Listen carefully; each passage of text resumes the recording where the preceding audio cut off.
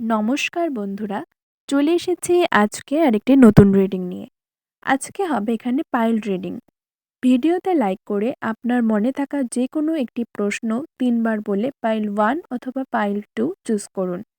এখানে pile reading এর মাধ্যমে দেখা হবে ইউনিভার্স সেই প্রশ্নের প্রেক্ষিতে কি বলছেন।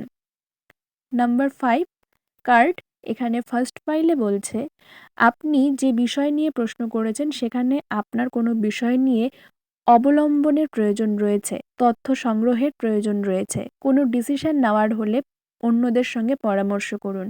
হতে পারে আপনি নিজের ডিসিশন নেওয়ার কথা ভাবছেন কোনো গুরুত্বপূর্ণ বিষয়, তবে সেখানে দেরি করুন এবং নিজের মনকে জিজ্ঞাসা করুন কারা আপনার সঙ্গে সহমত পোষণ করতে পারেন বা আপনাকে ভালো পরামর্শ দিতে পারেন। পাইল 2 এর জন্য যারা চুজ করেছেন এবং প্রশ্ন রেখেছেন তাদের কিন্তু এখানে কনফার্মেশন কোনো নেগেটিভের মধ্যে আপনারা রয়েছেন। নেগেটিভ কোনো বিষয়ে ভাববেন না, চর্চা করবেন না, সমালোচনায় থাকবেন না। যদি কাউকে কিছু বলার থাকে সময়ের অপেক্ষা করুন, ভগবান তার উত্তর দিয়ে দেবে।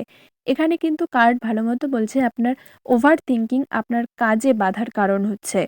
আপনি রাত্রে যে বিষয়গুলো চিন্তা করে নিজে দেরিতে ঘুমোচ্ছেন সেগুলো করবেন না। সঙ্গে, সঙ্গে আপনি এটা পজিটিভ অ্যাফার্মেশন নিজেকে দিতে থাকুন যে যা হবে সব ভালো হবে।